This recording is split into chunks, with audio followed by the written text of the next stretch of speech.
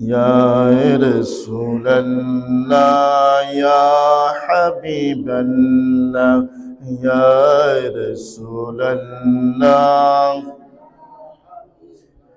لا يا رسول الله আমারি মৌতের নিদান কালে আমারি মৌতের নিদান কালে আসিবেন নবী গো আমারি শিয়রে আমারি মৌতের নিদান কালে আসিবেন নবী গো আমারি শিয়রে দেখিব আপনাকে নয়ন বরিয়া ইয়া রাসূলুল্লাহ বল্লা ইয়া রাসূলুল্লাহ গোসল করাইয়া কাপন পড়াইয়া গোসল করাইয়া কাপন পড়াইয়া রাখিবে যখন কবরে শোয়াইয়া গোসল করাইয়া কাপন পড়াইয়া রাখিবে যখন কবরে শোয়াইয়া লইয়েন গো কোলে গোলাম বলিয়া ইয়া রাসূলুল্লাহ বল্লা ইয়া রাসূলুল্লাহ لا إله إلا الله محمد رسول الله صلى الله عليه وسلم মুআজ্জাজ মুহতারাম সম্মানিত মুসল্লিয়ানে কেরাম মুরব্বিয়ানে জাম পবিত্র জুমার নামাজ আদায় করার লক্ষ্যে মসজিদে আগত মুসল্লি ভাইরা যুবক ভাইরা ছাত্র ভাইরা সবাই আমার অন্তরস্থল থেকে সালাম গ্রহণ করুন আসসালামু আলাইকুম ওয়া রাহমাতুল্লাহি তাআলা ওয়া বারাকাতুহু মহান আল্লাহ রাব্বুল আলামিনের দরবারে লাখ কোটি শুকরিয়া আদায় করতেছি যে মহান আল্লাহ রাব্বুল আলামিন এই পবিত্র জুমার দিনে গরিবের হজের দিনে দোয়া কবুলের দিনে যে আমার আল্লাহ আমাকে আপনাকে দয়া করে মায়া করে মেহেরবানি করে আল্লাহর ঘর মসজিদে এসে জুমার নামাজ আদায় করার তৌফিক দান করেছেন সকলে জবান করি বলে আলহামদুলিল্লাহ তারই সাথে সাথে লাখো কোটি দুরূদ সালাম প্রেরণ করতেছে আকায়ে নাম তাজদার মদিনা সরকার দো আলম নূরে মুজাসসাম সৈয়দুল মুরসালিন হাউজ কাউসার মালিক নবী কামলে ওয়ালা নবী দো জাহানে বাদশা নবী উম্মত তারানে ওয়ালা নবী হযরত মুহাম্মদ রাসূলুল্লাহ সাল্লাল্লাহু আলাইহি ওয়াসাল্লামের উপর যাকে সৃষ্টি না করলে আল্লাহ কোনো কিছুই সৃষ্টি করতেন না উচ্চ আওয়াজে বলুন না সুবহানাল্লাহ তার সাথে সাথে ওই সকল শহীদানদের প্রতি সালাম প্রেরণ করতেছি যাদের শরীরের তাজা রক্তের বিনিময়ে সারা বিশ্বের মধ্যে ইসলামের পতাকা উদ্ধৃত হয়েছে আবার জবান করে বলে আলহামদুলিল্লাহ তার সাথে সাথে ওই সকল আউলিয়া কিরামদের প্রতি সালাম প্রেরণ করতেছি যাদের কষ্টের বিনিময়ে সাধ্যের বিনিময়ে পরিশ্রমের বিনিময়ে আমরা এই সাজানো গোছানো ইসলাম পেয়েছি আবার জবান করে বলে আলহামদুলিল্লাহ সম্মানিত মুসল্লিয়ানে কিরাম যেহেতু 2 দিন পরে আমাদের রজব মাস আমাদের মাঝে আগমন করবে আসতেছে সেহেতু আমরা মাহে রজবের কিছু ফজিলত সম্পর্কে আমরা আলোচনা করব যাতে করে আমরা ওই মাসে আমল করতে পারি আল্লাহ পাক সুবহানাহু ওয়া তাআলা যেন আমাকে মাহে রজবের ফজিলত ও বরকতগুলো আলোচনা করার তৌফিক দান করে এবং আপনাদেরকে শোনার তৌফিক দান করে সকলে বলেন আমিন মাহে রজব খুবই সম্মানিত মাস যে মাস সম্পর্কে বলা হয়েছে হাদিসে পাকের মধ্যে অনেক তাৎপর্য উঠিয়ে ধরেছেন সে মাহে রজব সম্পর্কে আপনাদের খেদমতে কোরআন ও সুন্নাহর আলোকে আলোচনা করব আল্লাহ যেন আমাকে তৌফিক দান করে বলেন আমিন আশহুরুল হুরুম আশহুরুল হুরুম হচ্ছে চারটা। কয়টা? চারটা মাসকে আশহুরুল হুরুম বলা হয়ে থাকে। একটা হচ্ছে মুহররম, রজব, জিলকদ, জিলহজ। এই চারটা মাসকে আশহুরুল হুরুম বলা হয়ে থাকে, সম্মানিত মাস বলা হয়ে থাকে। এই আশহুরুল হুরুমের মধ্যে মাহে রজব অন্যতম, যেটাকে আমার আল্লাহর মাস বলে ঘোষণা করেছেন। উচ্চ আওয়াজে বলুন সুবহানাল্লাহ। এই মাহে রজব, রজবের বিশ্লেষণ করে যদি আমরা করতে যাই, তাহলে মাহে রজবের বিশ্লেষণ করে আমরা পাই, যেমন আল কামুসে রয়েছে রজব শব্দের অর্থ হচ্ছে আজমাতুন। আজমত মানে সে সম্মান করলো। আজমত অর্থ কি? সে সম্মান করলো। আর ইমাম আল জাজারি রহমতুল্লাহ তার কিতাবের মধ্যে উল্লেখ করেছেন রজব শব্দের অর্থ তাজিম, অর্থাৎ রজবা ফুলানু মাওলাহু, সে তার মনিবকে কি করলো? সম্মান করেছে বা করলো। এই যে রজবের অর্থ সম্মান অর্থ ব্যবহৃত হয়েছে। সম্মানিত মাস সমূহের মধ্যে এই রজব, মাহে রজব হচ্ছে অন্যতম। ইসলামের আবির্ভাবের পূর্বেও থেকেও এই মাসটিকে সম্মানিত মাস হিসাবে ঘোষণা করা হয়েছিল। ইসলাম এই মাসটাকে আল্লাহর রহমতের মাস রূপে গণ্য করেছেন। এই মাসে যুদ্ধ বিগ্রহ হারাম ঘোষণা করা হয়েছিল।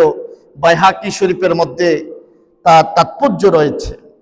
প্রিয় নবী সাল্লাল্লাহু আলাইহি ওয়াসাল্লাম মাহে রজব এবং শাবান এবং মাহে রমজান সম্পর্কে বলেছেন, হাদিসে পাকের মধ্যে এসেছে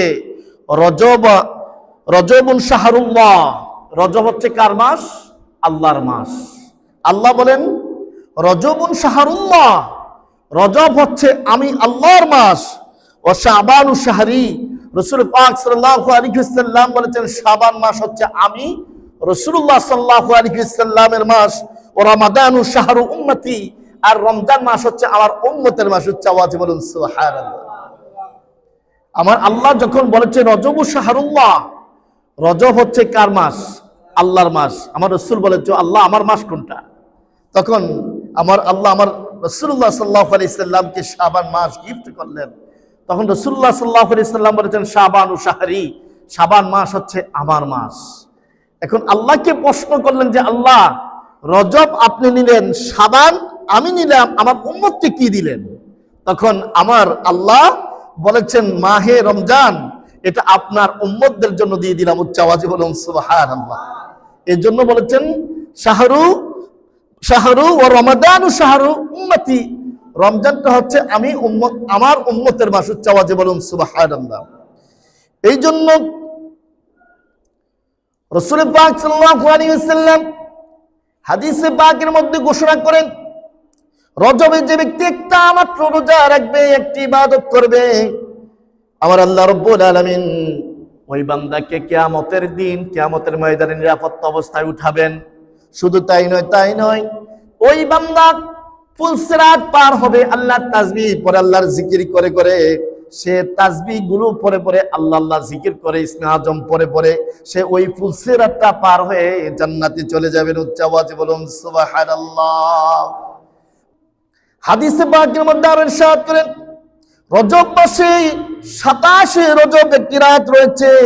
ওই দিন এবং রাত্রিতে যারা ইবাদত করবে, বন্দেগী করবে, তাসবিহ তাহলিল পড়বে, রোজা রাখবে এবং কি ইবাদত বন্দেগীর মধ্যে আল্লাহকে সন্তুষ্টি করতে পারবে, আমার আল্লাহ রাব্বুল আলামিন বলেন ওই একটাকে 100 বছরের ইবাদতের সমান সওয়াব দান করে দিবেন। উচ্চ আওয়াজে বলুন সুবহানাল্লাহ।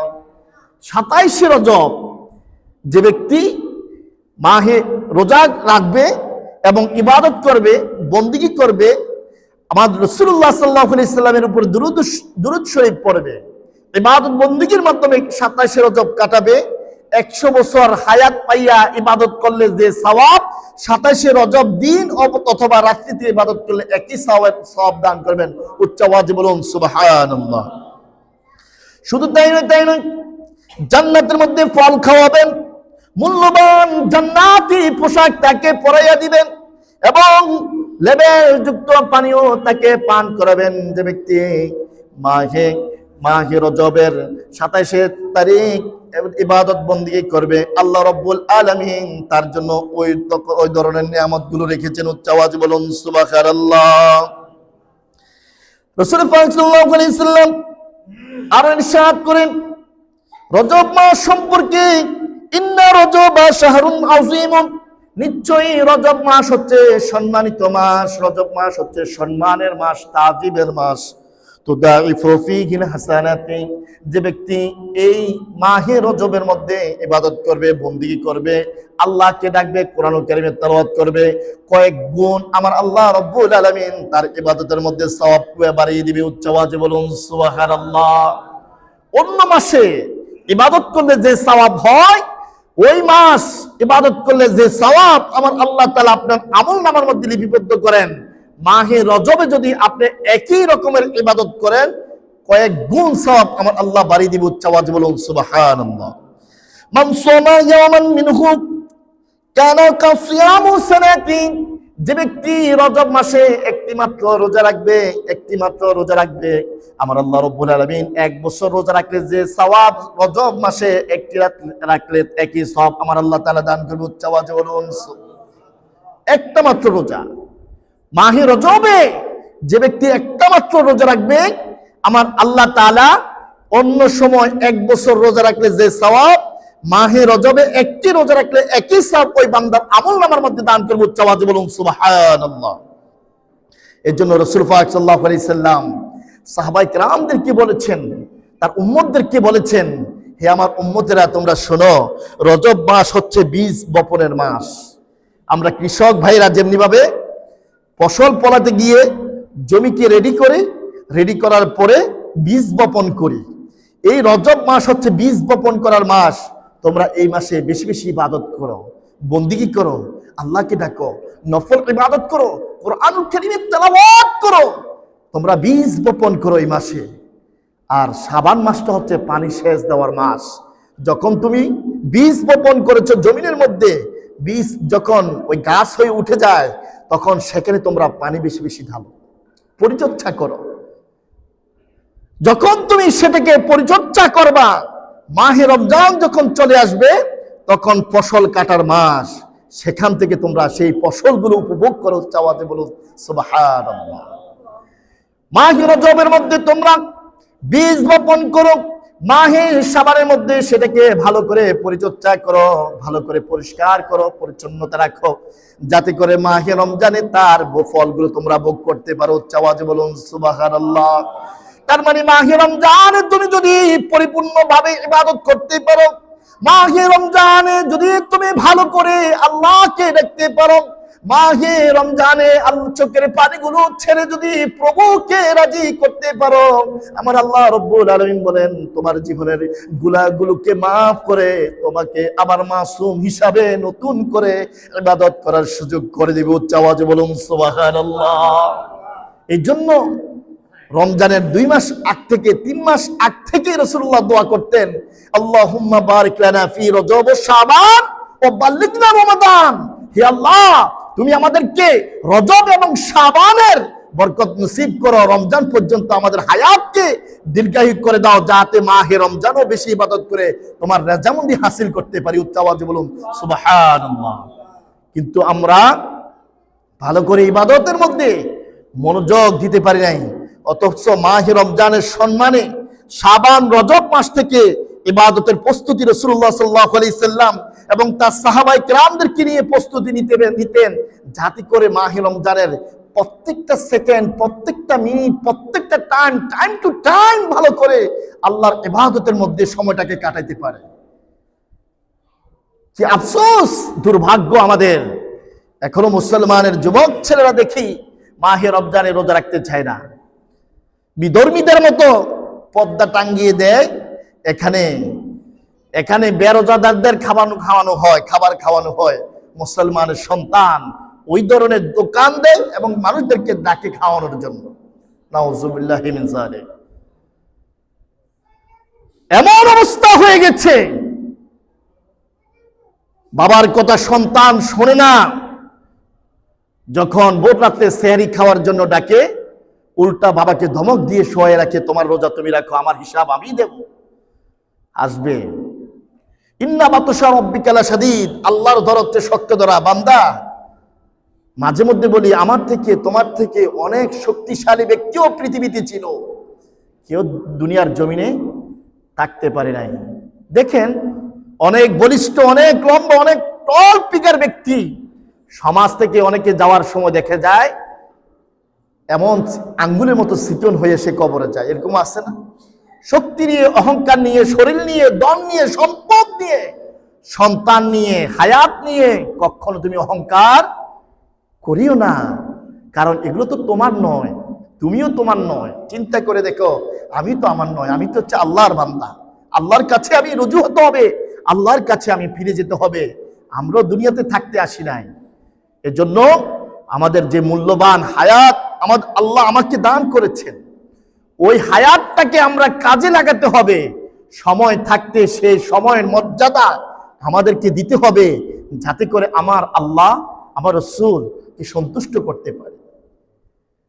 আজকে মরলে কাল দুদিন হয়ে যাবে। কোনো সম্পদ, কোনো অর্থ, কোনো মোহ, কোনো কিছুই কবরে যাবে না। শুধু যাবে সাদা কাপড়ের কাপড়। এই কাপড়ের কাপড় নিয়ে আমি কবরে যাব। কিসের অহংকার পৃথিবীতে আমরা করি?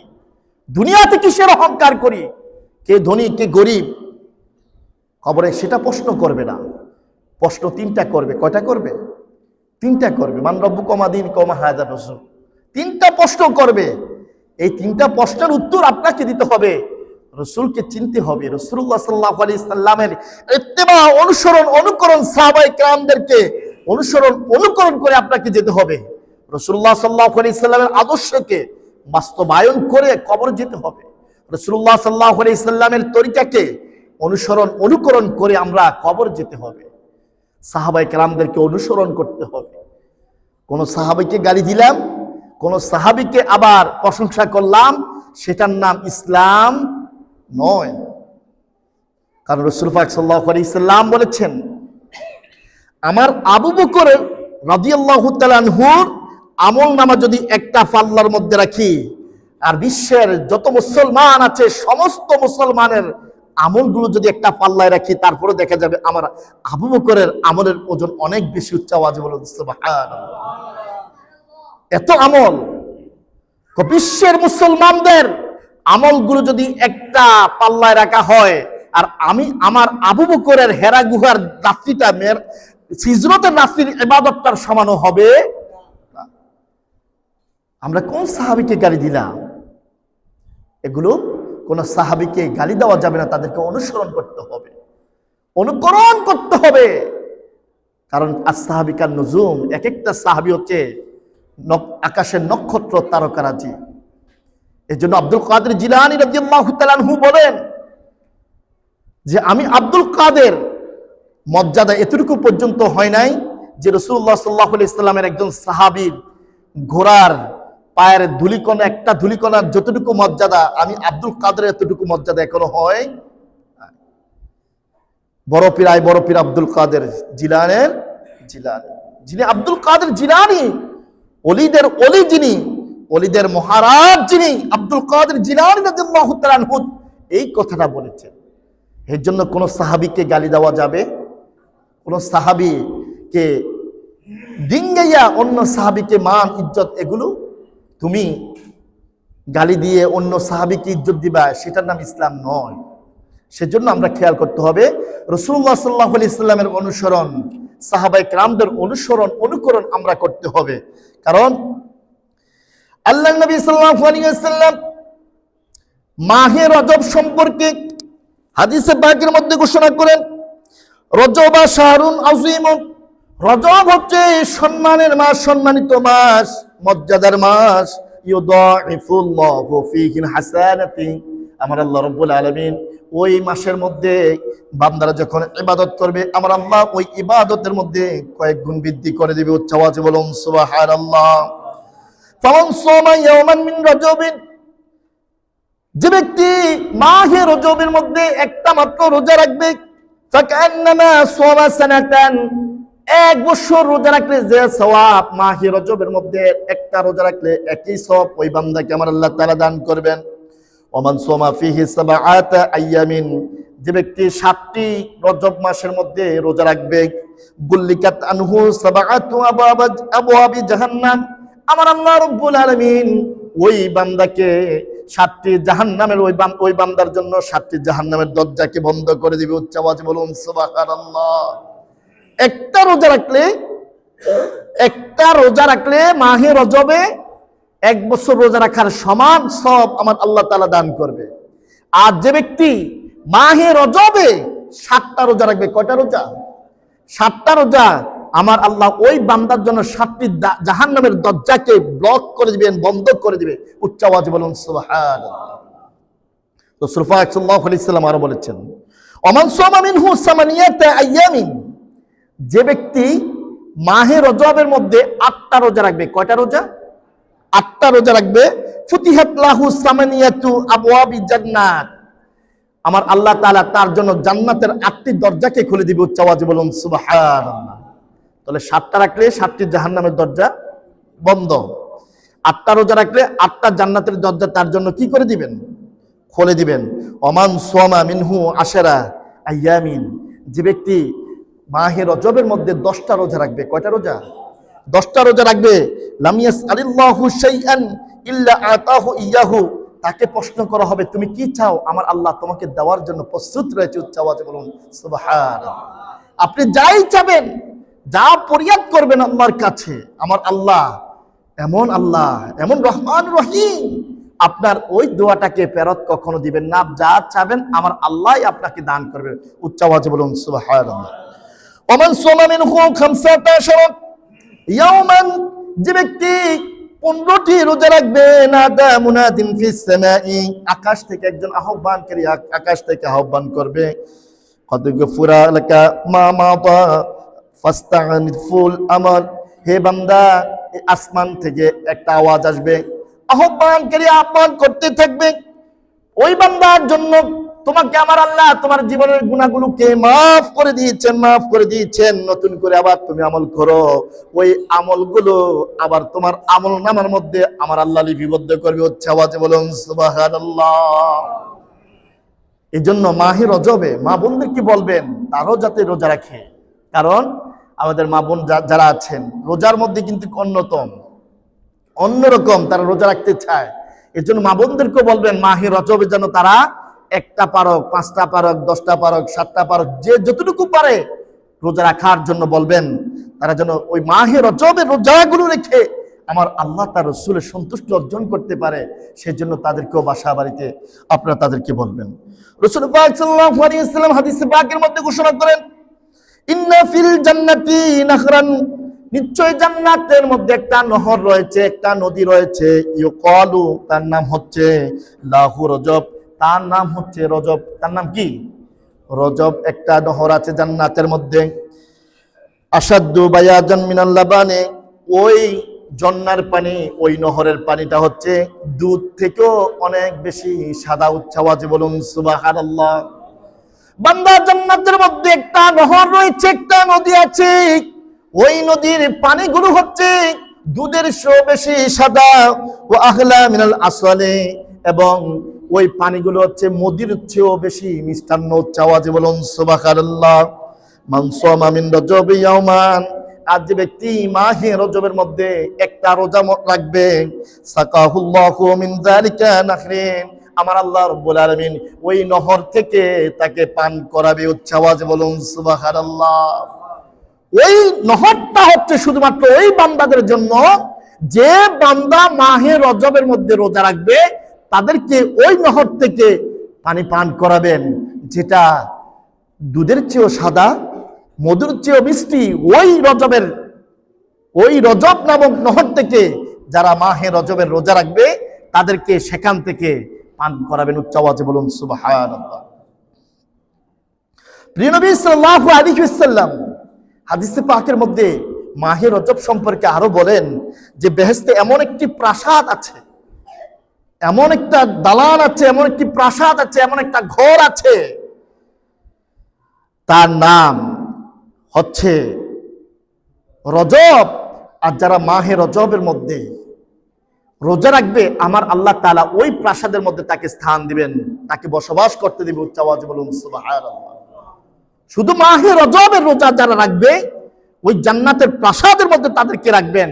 শুধু মাহে রজবের রোজা যারা রাখবে। একদিন প্রিয় হাবিব সাল্লাল্লাহু আলাইহি সাল্লাম কবরের পাশে দিয়ে যাচ্ছিলেন। কবরের পাশে দিয়ে যখন তিনি যাচ্ছিলেন, তিনি দেখলেন কবরবাসী অনেক আযাব হচ্ছে, অনেক গজব তাদের মাঝে আসতেছে, অনেক গজব হচ্ছে তাদের মাঝে। কবরবাসী কাঁদতেছে আর বলতেছে, ইয়া রাসূলুল্লাহ, আমাকে জাহান্নামের আগুনে জ্বালানো হচ্ছে। ইয়া রাসূলুল্লাহ, ইয়া রাসূলুল্লাহ, আপনি আমাদের জন্য দোয়া করেন। তখন রাসূল পাক সাল্লাল্লাহু আলাইহি সাল্লাম বললেন, হে আমার উম্মত, তোমরা যদি মাহে রজবের রোজাগুলো রাখতা, আজকে তোমাদেরকে আগুনের মধ্যে জ্বালাতো না। কি বরকত, কি নিয়ামত মাহে রজবের রোজার মধ্যে দেখেন।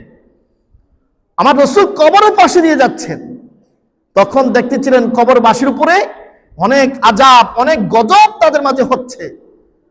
তখন কবরবাসী আমার রাসূলকে দেখে বলে, ইয়া রাসূলুল্লাহ, ইয়া হাবিবাল্লাহ, নবী গো, আমাদের জন্য যদি একটু দোয়া করতেন যে আমাদেরকে এই আযাব থেকে যাতে আল্লাহ আমাদেরকে মাফ করে। তখন আমার রাসূল তাদেরকে লক্ষ্য করে বলেন, কবরবাসীকে লক্ষ্য করে বলেন, হায় আফসোস, তোমরা যদি মাহে রজবের একটা রোজা রাখতা। তারপরে রাসূল পাক সাল্লাল্লাহু আলাইহি সাল্লাম তাদের জন্য সূরা ইখলাস পড়লেন। কি পড়লেন? সূরা ইখলাস 100 বার পড়লেন। কতবার পড়লেন? 100 বার পরে তাদের জন্য ইসলামের সওয়াব পাঠালেন। উচ্চ আওয়াজে বলুন সুবহানাল্লাহ। এই জন্য নফল ইবাদত আমরা বলি আর কি, যে নফল ইবাদত করার কি দরকার। নফল ইবাদতের মধ্যে যে কত ইন্টারেস্ট, কত ভালো এবং কত মজা পাওয়া যায়, সেটা সেই ব্যক্তিরাই জানে যারা বেশি বেশি আমল করে। কারণ নফল ইবাদতটা হচ্ছে একটা বোনাস। এটা কি? একটা বোনাস। প্রাইভেট কোম্পানি অথবা গভর্নমেন্ট জব, যেটাই করি না কেন, আমরা মাসের শেষে একটা স্যালারি পাওয়া যায়। কি পাওয়া যায়? স্যালারি পাওয়া যায়। যখন রোজার ঈদ আসে, কোরবানের ঈদ আসে, তখন দেখা যায় ওই মাসের শেষে স্যালারির সাথে আলাদা করে একটা বোনাস দেওয়া হয়। কি দেওয়া হয়? বোনাস দেওয়া হয়। তখন আমরা স্যালারির দিকে বেশি তাকাই না, এই বোনাসটার দিকেই বেশি তাকাই। এটার মধ্যে আনন্দ বেশি পাই, এটাকে বারবার গণি, এটাকে আলাদা পকেটে রাখি। কেন রাখি? কারণ এটা হচ্ছে আমার বোনাস। এটা প্রতি মাসে অর্জন হয় না, শুধুমাত্র একটা বছর যখন উত্তীর্ণ হয়ে যায়, ওভারকাম করে, তখন ওই বোনাসটা আমরা পেয়ে থাকি। তখন ওই বোনাসটা পেয়ে আমরা খুশি হয়ে থাকি। উচ্চ আওয়াজে বলুন সুবহানাল্লাহ। এই মাহে রজবের ওয়াজ করতে গেলেও এরকম কয়েক জুমা চলে যাবে, কিন্তু মাহে রজবের ফয়েজ বরকত এটা আমরা কখনো আলোচনা করেও শেষ করতে পারবো না। আল্লাহ পাক সুবহানাহু ওয়া তাআলা যেন মাহে রজব এবং মাহে শাবানের বরকত আমাদের নসিব করে। কারণ আজকে এই মাহে রজবের ওয়াজ করার উদ্দেশ্য হচ্ছে 2 দিন পরে মাহে রজব আমাদের মাঝে আসতেছে, যাতে করে চাঁদের প্রথম তারিখ থেকে আমরা ইবাদতের মধ্যে মশগুল হতে পারি, রোজাগুলো রাখতে পারি এবং মা বোনদেরকে যেন বলতে পারি, যাতে করে তারও রোজা রেখে আল্লাহ তার রাসূলের সন্তুষ্ট, আল্লাহ তার রাসূলকে স্যাটিসফাই যেন করতে পারি। সেজন্য আমরা পদক্ষেপ নিতে হবে। দুনিয়ার হায়াতকে কাজে লাগাতে হবে, আখিরাতের পথটাকে পরিষ্কার করতে হবে, কবরের মধ্যে আলো জ্বালাতে হবে। সেই আলোকে আলোকিত করার জন্য, সেই কবরে আলোকিত করার জন্য দুনিয়ার আমল করতে হবে। দুনিয়ার যদি আমল না থাকে, ইবাদত না থাকে, বন্দেগী না থাকে, ভালো কাজ না থাকে, ভালো ইবাদত না থাকে, কবরে যাওয়ার পরে আমাদের কবরটা অন্ধকারে ঘেরাও হয়ে যাবে। যখন আমরা আর মা দেখবো না, বাবা দেখবো না, আত্মীয় দেখবো না, স্বজন দেখবো না, কাউকে দেখবো না, কবর অন্ধকার হয়ে যাবে। আর যদি দুনিয়ার জমিনে আমার আল্লাহকে সন্তুষ্ট করতে পারে, রাসূল পাক সাল্লাল্লাহু আলাইহি সাল্লামকে সন্তুষ্ট করতে পারি, সাহাবায়ে কেরামদেরকে অনুসরণ করতে পারি, আউলিয়া কেরামদেরকে অনুসরণ করতে পারি, তাহলে দেখা যাবে ভালো ইবাদত করতে পারি, নফল ইবাদত করতে পারি, রাসূলুল্লাহ সাল্লাল্লাহু আলাইহি সাল্লামের উপর দুরূদ শরীফ পড়তে পারি, তাসবিহ তাহলিলের উপর সময়টাকে আমরা অতিক্রম করতে পারি। তাহলে কবরের মধ্যে গেলে দেখব কবরটা দুনিয়ার আলো থেকে 70,000 গুণ আলো বেড়ে গেছে। উচ্চ আওয়াজে বলুন সুবহানাল্লাহ। আমার কবরটা জান্নাতের দিকে দরজা খুলে গেছে। আমার কবরটা বেহেশতের বাগানে পরিণত হয়েছে। জান্নাতি খাবার আমার কবরের মধ্যে চলে আসে। উচ্চ আওয়াজে বলুন সুবহানাল্লাহ। ওয়া আখির দাওয়ানা আলহামদুলিল্লাহি রাব্বিল আলামিন। আসসালামু আলাইকুম ওয়া রাহমাতুল্লাহি তাআলা ওয়া বারাকাতুহু।